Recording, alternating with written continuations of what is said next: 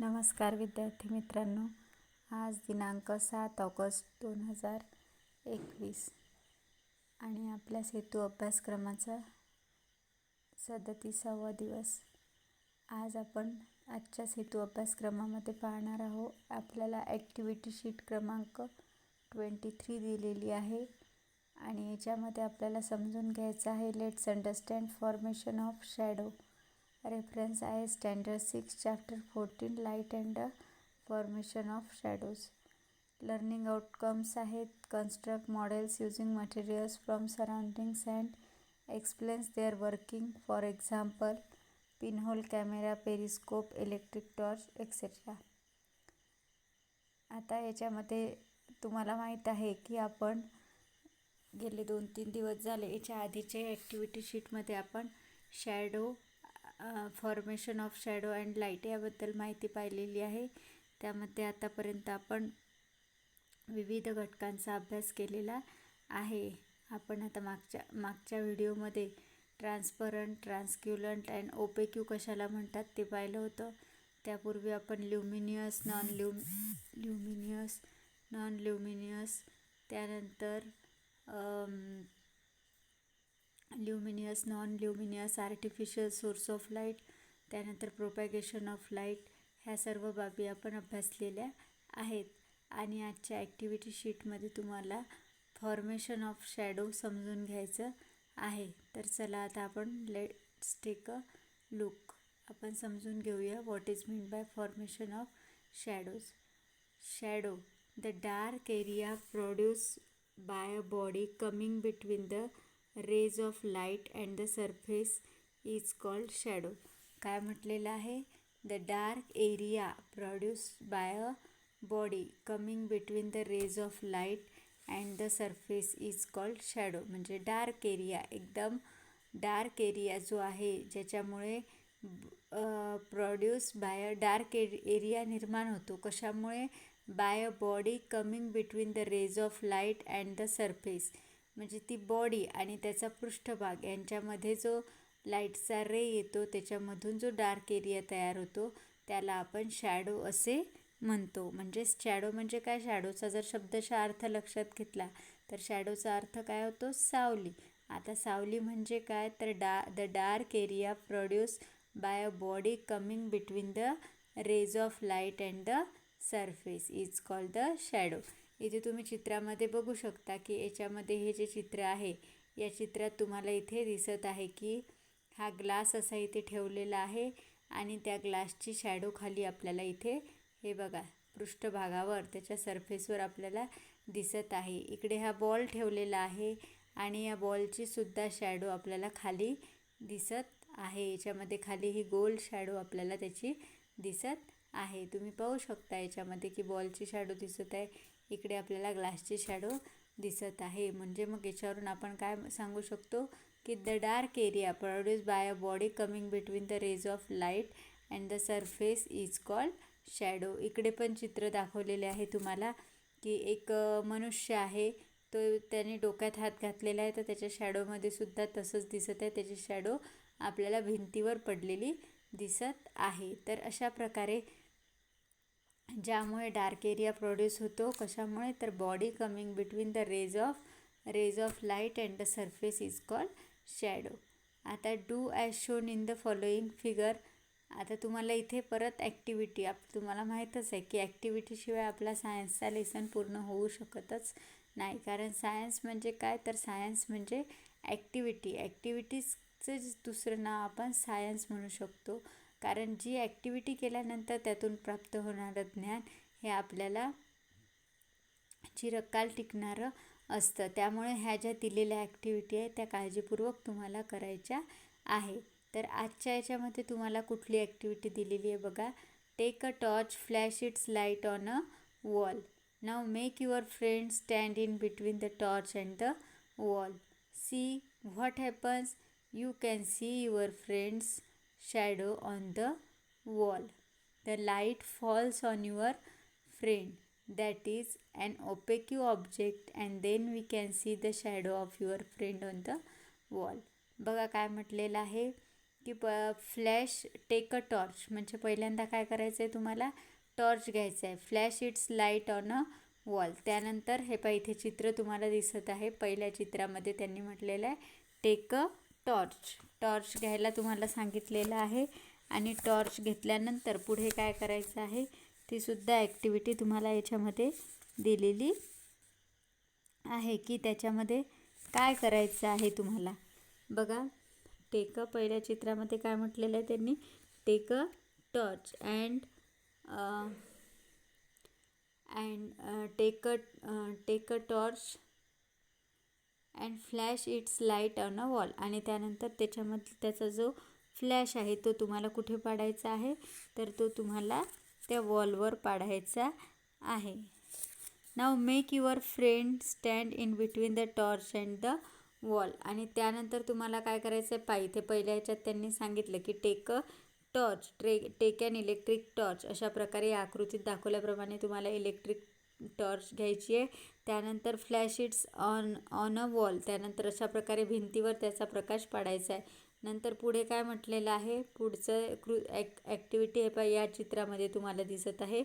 पुढे त्यांनी म्हटलेलं आहे की now make your friend stand in between the torch and the wall. आता तुमच्या मित्राला वॉल आणि टॉर्च याच्यामध्ये तुमच्या मित्राला उभं करायचं आहे. आणि नंतर मग तुम्हाला पाहायचं आहे की तिथे हे पाहायचं, इथे दिसतं आहे तुम्हाला की इथे टॉर्च आहे आणि इकडे भिंत आहे आणि त्याच्यामध्ये तो मुलगा म्हणजे तुमच्या मित्राला उभं केलेलं आहे. आणि मग नंतर त्याच्यामध्ये त्यांनी तुम्हाला काय झालेलं, व्हॉट हॅपन्स, काय होईल असं विचारलेलं आहे.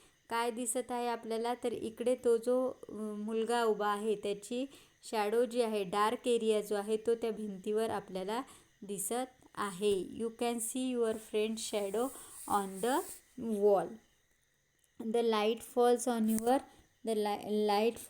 your friend, that is an opaque object, and then we can see the shadow of your friend on the wall. म्हणजे मग ते कशामुळे झालं, तर the light falls on your friend, म्हणजे ती जी टॉर्च आहे त्या टॉर्चचा लाईट कुठे पडला, प्रकाश कुठे पडला, तुमच्या मित्राच्या अंगावर पडला. And that is an opaque object, म्हणजेच ते काय आहे, ऑपेक्यू ऑब्जेक्ट आहे.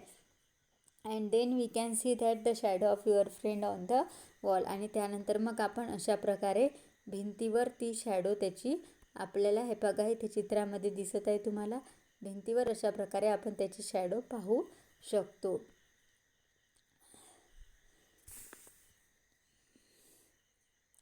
If an opaque object comes in the way of light source, light does not pass through it. As a result, the light does not reach the wall or any other surface on the other side of the object. The part remains dark. This dark part is called the shadow of the object. काय म्हटलेलं आहे बघा, if an opaque object comes in the way of a light source, if an opaque object comes in the way of a light source, light does not pass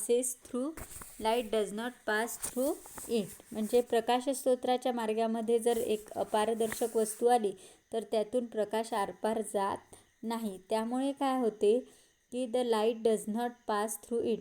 as a result the light does not reach a wall or any other surface on the other side of object, then that part remains dark. मग काय होते, त्यामुळे काय होते, प्रकाशस्तोत्राच्या मार्गामध्ये जर अपारदर्शक वस्तू आली तर त्यातून प्रकाश आरपार जात नाही. त्यामुळे वस्तू पलीकडे असलेल्या भिंतीवर किंवा इतर पृष्ठभागावर वस्तूची सावली पडते.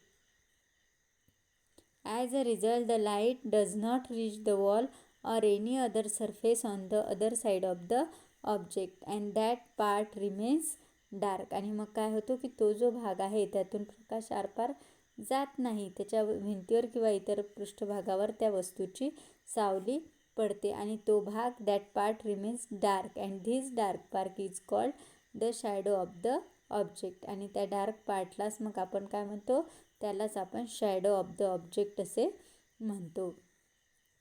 पुढे दिलेलं आहे the shadow of the object. The shadow of an object is formed only when light does not pass through the object. The kind of shadow it forms depend upon the relative distances between the source of light, the object and the surface or the screen on which the shadow is formed. काय म्हटलेलं आहे बघा, if the shadow of an object is formed only when the light does not pass through the object.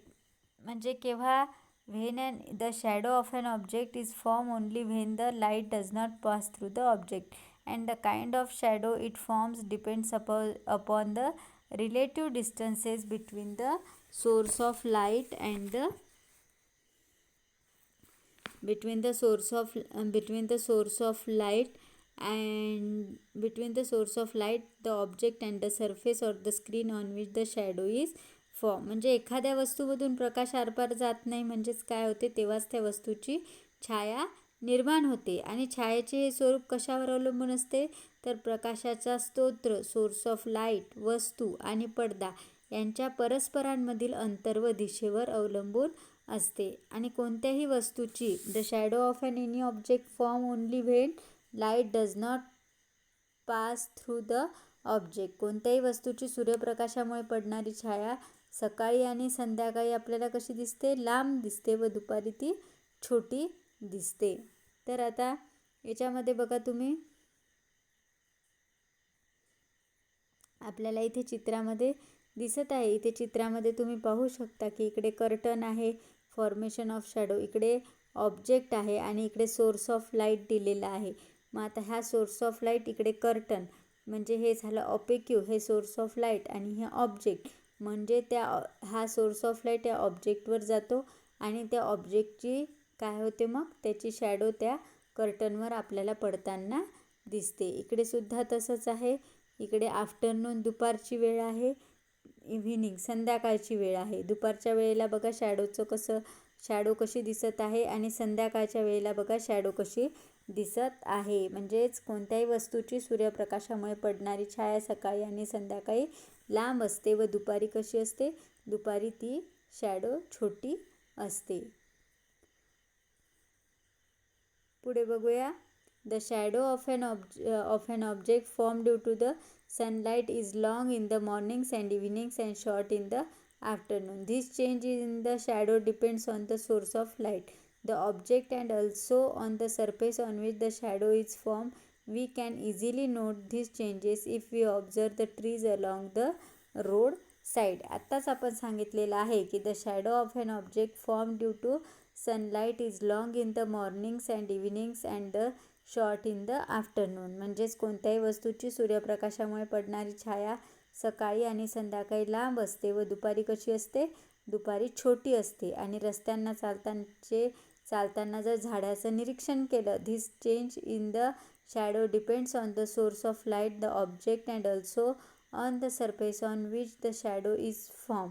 रस्त्याने चालताना झाडांचे निरीक्षण केलं तर हे बदल सहजासहजी आपल्या लक्षात येतात. छायेमध्ये होणारा बदल हा प्रकाशाचा स्तोत्र, वस्तू व छाया कशावर पडणार आहे यावर अवलंबून असतो. We can easily note this changes if we observe the trees along the road side, and we should not get frighten by the shadows we see at night because there is a simple science behind that. आता रात्रीच्या वेळी जर कोणाला सावली दिसली, shadow दिसली, तर काय होतात, घाबरतात बरेच जण, किंवा काही जण अपशकुन आहे किंवा आणखीन काही त्याच्याबद्दल वेगवेगळ्या ज्या कल्पना आहेत त्या निर्माण करतात, परंतु ते सर्व चुकीचं आहे. आज आपण पाहिलेलं आहे की शॅडो कशा प्रकारे पडते, काय रिझन आहे शॅडो पडण्याचं, तर त्याला सिम्पल सायन्स आपण म्हणूया. सिम्पल सायंटिफिक रिझन त्याला दिलेलं आहे, आणि त्या कारणामुळेच तिथे काय होते, तर शॅडो त्या पदार्थाची किंवा त्या वस्तूची आपल्याला शॅडो पडलेली दिसते. तर शॅडो पडणं म्हणजे हे काही जादू किंवा काही असं काम नसून त्याच्यामागे सुद्धा सायन्स आहे. त्याच्यानंतर आपल्याला इथे क्वेश्चन दिलेले आहे तुम्हाला. Let's practice. क्वेश्चन दिलेले आहे बघा. Ask your friend to stand at a certain distance from you in a big room and obtain the shadow of your friend and obtain the shadow of your friend on the wall with the help of a torch. Now carry out the following actions. Observe the make observe and make a note of the changes taking place in the shadow. आता याच्यामध्ये काय म्हटलेलं आहे तुम्हाला की तुमच्या मित्राला ask your friend to stand a certain distance from you in a big room and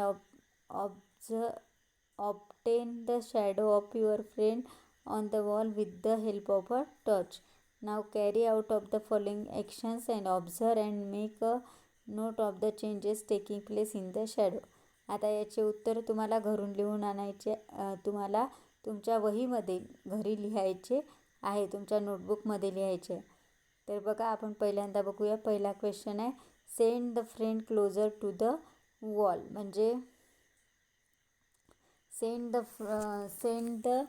friend closer to the wall, मित्राला भिंतीच्या जवळ पाठवा. काय म्हटलेलं आहे त्यांनी सुरुवातीला? काय म्हटलं की एका मोठ्या खोलीत तुमच्या मित्राला तुमच्यापासून एका ठराविक अंतरावर उभे करा आणि विजेरी वापरून, विजेरी म्हणजे काय, टॉर्च वापरून तुमच्या मित्राची छाया भिंतीवर पाडा. आणि आता पुढील काही कृती दिलेल्या आहेत, त्यामध्ये छायामध्ये होणारे बदलांचे निरीक्षण करा व नोंद करा. पहिलं काय आहे, send the friend closer to the wall, मित्राला भिंतीच्या जवळ पाठवा. काय होईल मित्राला भिंतीच्या जवळ पाठवल्यानंतर? When the friend is closer to the wall the shadow form is of the same size of that of our friend. त्याची जी साईज आहे बरोबर तेवढीच साईजची शॅडो आपल्याला भिंतीवर दिसेल. केव्हा? When the friend is closer to the wall.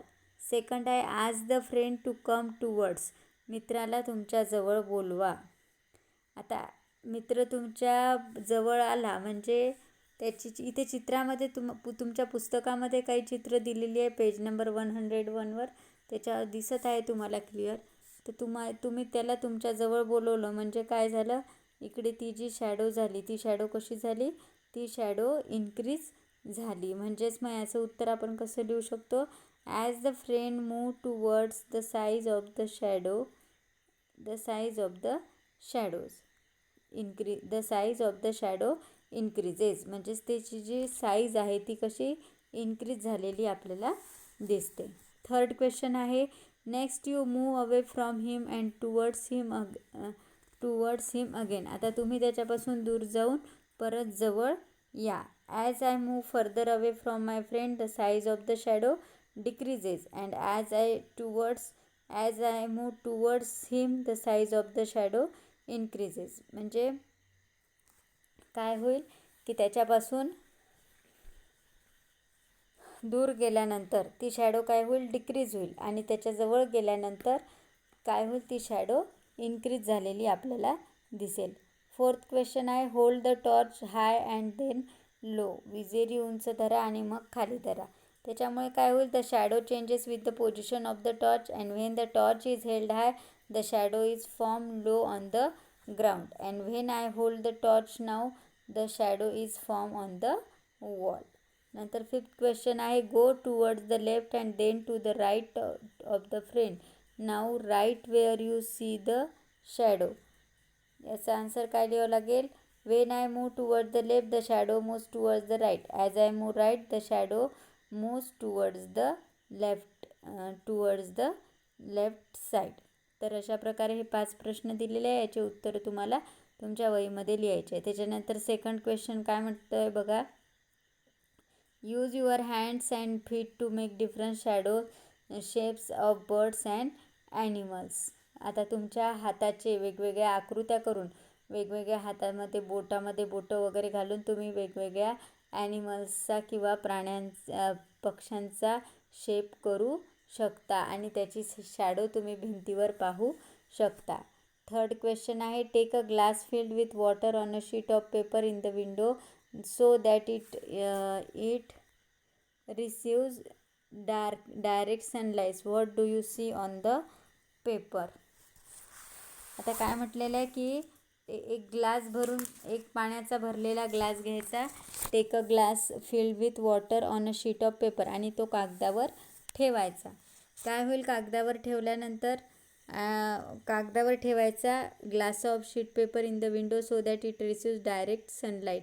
आणि नंतर मग तो असा खिडकीमध्ये ठेवायचा. खिडकीमध्ये ठेवल्यानंतर काय होईल, त्या सूर्याची जी किरणं आहे ती बरोबर त्याच्यावर पडतील आणि त्याच्यामुळे मग पडल्यानंतर तुम्हाला काय दिसते, what do you see on the paper, त्या पेपरवर तुम्हाला काय दिसते ते सांगायचं आहे. तर काय दिसेल, त्या ग्लासामधल्या पाण्याची आणि त्या ग्लासाची इमेज तिथे पडल्यामुळे रंगीबिरंगी रंग आपल्याला त्याच्यामध्ये दिसतील. त्याची इमेजही दिसेल आणि सोबतच रंगीबिरंगी आपल्याला रेनबोसारखे कलर्स त्याच्यामध्ये दिसेल. त्याच्यामुळे याचं उत्तर तुम्ही लिहू शकता. When direct sunlight passes from the glass of water we can see different rainbow colours form on the paper along with the shadow of the glass. त्याच्यानंतर 4th क्वेश्चन आहे, if you dip the wire loop in the soap water and then blow on it, soap bubbles are formed. काय होते मग? And what do you see in those bubbles. त्या बबल्समध्ये तुम्हाला काय दिसते? म्हणजे एक तार आहे, त्या ताराला वाकवून तुम्हाला ते सोप वॉटरमध्ये म्हणजे साबणाच्या पाण्यामध्ये बुडवायचं आहे आणि नंतर त्याला फूक मारायची आहे. फूक मारल्यानंतर काय होतील? त्याच्यामधून बबल्स निघतील. हे खेळलेले आहे तुम्ही पुष्कळदा लहानपणी. परत तुम्ही घरी पण तुम्हाला करून पाहायचं आहे आणि त्याच्यामधून बबल्स निघतील आणि मग त्या आणखीन तुम्हाला त्या बबल्समध्ये काय दिसेल? तर करून बघा, एकदम सोपा प्रयोग आहे, नेहमी करता तुम्ही. तर ते बबल्स जे आहे, the beautiful colours of the rainbow are seen in this bubbles. त्या बबल्समध्ये सुद्धा आपल्याला काय दिसतील?